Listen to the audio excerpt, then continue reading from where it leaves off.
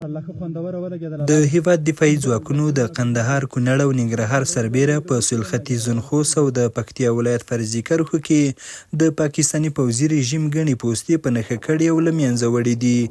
د ملي دفاع وزارت چارواکي وایي تېرو 24 ساعتونو کې د دغو غچ اخیستونکو عملیاتو کې د پاکستاني ملیشو 14 امنیتي پوستې او 3 نظامي قرارګاوې له منځه وړې دي. د ملي دفاع وزارت چارواکي وایي د هیواد د نورو فرضي کرښو په ګډون یې خوست او پکتیا کې د یادو عملیاتو پر مهال د پاکستانی پوځي رژیم 109 ملیشې وژلې او 148 نورې ټپیان کړي دي. در 28 نقطه تمرکز داشت. در نتیجه 14 پسته و 3 قرارگاه دشمن فتح شده و کاملا منهدم گردید و به تعداد 109 تن از نظامیان دشمن متجاوز به هلاکت رسیدند و تعداد 148 تن دیگر هم زخمی شدند. ملي دفاع وزارت وایي د پاکستاني پوځي رژیم پر وړاندې روانو بریالیو عملیاتو کې د دښمن 10 پوستې او 2 کشفي الوتکې تخریب کړي چې په پایله کې افغان دفاعي ځواکونو ته ګڼ شمېر سپکې او درنې وسلې هم لاسته ورغلې. و همچنان صدها مل اسلحه سبک و سنگین با مهمات زیاد به دست مجاهدین افتاد. الحمدلله والمنه. همچنان در خلال شب گذشته 2 بال طیاره کشفی دشمن نیز سرنگون شده است. در جریان عملیات 3 تن از مجاهدین شهید و 9 تن زخمی شدند.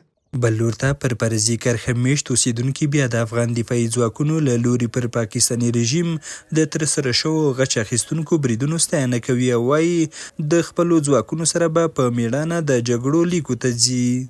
د هار او دغو ولایتونو کې ډېرې لویې لاسته راوړنې لرلې او دښمن ته سخت غاښ ماتونکی ګزار مجاهدینو ورکړ او ولس ماشاءالله ډېر خوشحاله ده او دغه بریا نن ورځ ولسم ولمانځله د جمعې په ورځ او داسې نورو مراسمو کې او ولس ډېره خوشحالي څرګنده کړله. مجاهدین ماشاءالله ډېر په کامیابي سره روان دي.